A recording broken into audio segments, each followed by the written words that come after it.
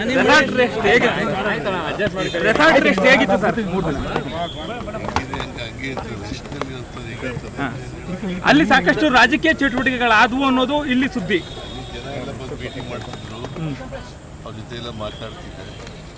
Rest ರಾಜಕೀಯ ಎರಡೂ ಕೂಡ ಮಾಡ್ತಾರೆ. ನೀವು ಅಲ್ಲಿದ್ದಷ್ಟು ಕೂಡ ಆಪರೇಷನ್ ಹಸ್ತ ಜಾಸ್ತಿ ನಡೀತು, ಬಿಜೆಪಿಯಿಂದ ಸಾಕಷ್ಟು ಜನರನ್ನ ಸೇರ್ಕೊಂಡ್ರಿ ಅನ್ನೋದು ಸುದ್ದಿ ಇಲ್ಲಿ. ಶಿವಣ್ಣ ಒಬ್ಬನೇ ಭೇಟಿ ಮಾಡಿದ್ರು. ಸರ್, ಈಗ ಕೋಲಾರದಲ್ಲಿ ಸಾಕಷ್ಟು ಅಸಮಾಧಾನ ಇದೆ ಅಂತೇಳಿ ಸಚಿವರು ಮತ್ತು ಶಾಸಕರು ನಾವು ರಾಜೀನಾಮೆ ಕೊಡ್ತೇವೆ ಅಂತ ಹೊರಟ್ಟಿ ಅವ್ರದ್ದು ಸಮಯ ಕೇಳಿದಾರಂತೆ ಸರ್. ಅಸಮಾಧಾನ ಇರೋದು ನಿಜ. ಯಾಕಂತಂದ್ರೆ ಇನ್ನೂ ಕ್ಯಾಂಡಿಡೇಟ್ ಅನೌನ್ಸ್ ಆಗಿಲ್ಲ. ಅಸಮಾಧಾನ ಅಂತೂ ಇದೆ, ಅನೌನ್ಸ್ ಆಗ್ಬಿಡ್ತದೆ ಅಂತ ಅವರು ಬಾಯಿನಲ್ಲಿದ್ದಾರೆ. ಅದೇ ಮುನಿಯಪ್ಪ ಕಡೆಯವರು ಕೊಡ್ತಾ ಇದ್ದಾರೆ, ನಮ್ಮ ಸ್ಥಳೀಯರಿಗೆ ಅವಕಾಶ ಕೊಡಿ, ಮತ್ತೆ ಅವ್ರು ನಮ್ಗೆ ಅವಕಾಶ ಸಿಕ್ಕಿಲ್ಲ ಅನ್ನೋದು ಅಸಮಾಧಾನ ಅಂತ ಅಂತಾರೆ ಸರ್.